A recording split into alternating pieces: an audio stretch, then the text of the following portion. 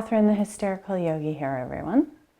And I'm going to call this lesson, Get to Know Your Body.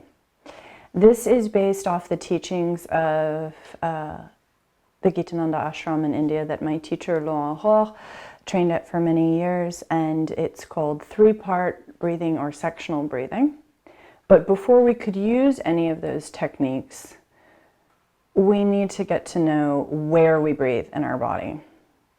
I was trained to do this exercise, interestingly, before I had COVID and then after I had it. And it actually was very frightening because I noticed how much lung capacity I'd lost.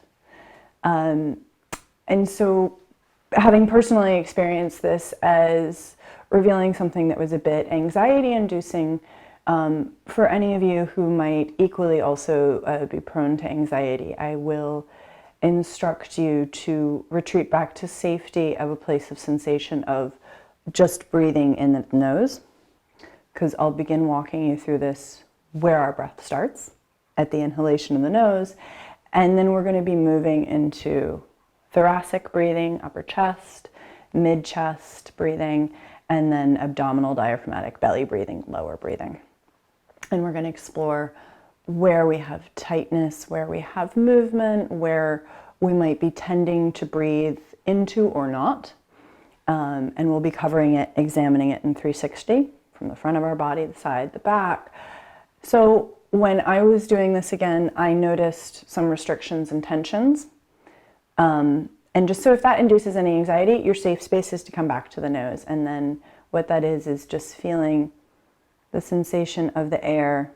It's a very subtle one as it comes in and out of your nostrils. So that is your, okay, what we're exploring.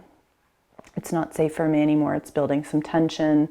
I'm getting into a story about something, and that is upsetting me. So obviously in my case, if I'm ever doing a breathwork practice and I'm like, man, I really can feel how much my right lung got reduced and compromised in that illness.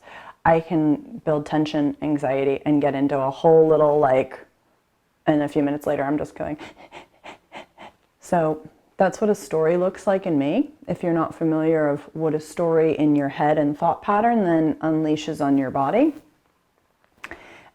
that's what anxiety looks like. Some of us actually have anxiety and aren't aware of it, which is why I would mention this in such a step-by-step sort of thing.